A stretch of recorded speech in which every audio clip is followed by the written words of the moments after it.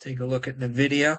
It's been trading sideways for multiple months, and its recent down move tested the lower Bollinger Band and has now bounced off of that.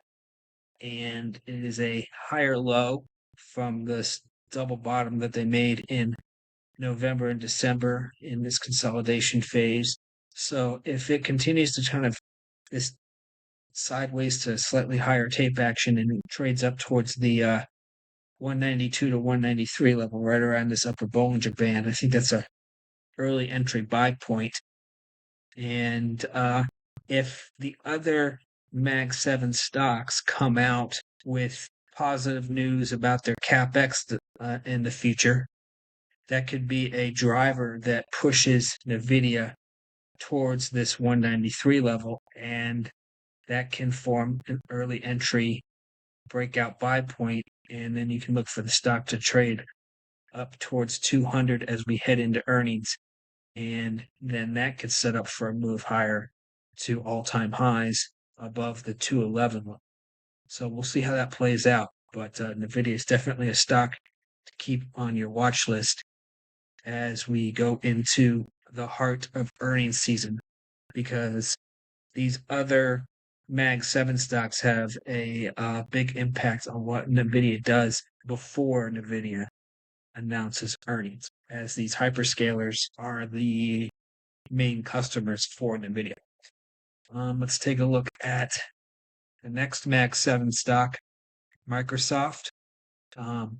Same story as many others. It has been trading sideways and now is trending down. It bounced off this lower Bollinger Band, which is constructive, but it still is very weak. So I want to see more constructive tape action going forward in Microsoft. Just because it had a nice up move on Friday towards this 20-day doesn't necessarily mean that it's done going down. It needs to form more of a base before I think it sets up for a buy entry. And in Microsoft's case, I think I want to see it continue to trade higher towards the 490 to 491 level. And with earnings coming out, I am less hesitant to make a bullish trade in Microsoft ahead of earnings with this tape action that we've recently seen. Tesla, it has earnings coming up very soon as well. And this chart is very, very, very constructive to me. I love how it has this little back and forth W pattern, and it's above the kind of double bottom that we had in middle November in that correction. So that's very positive.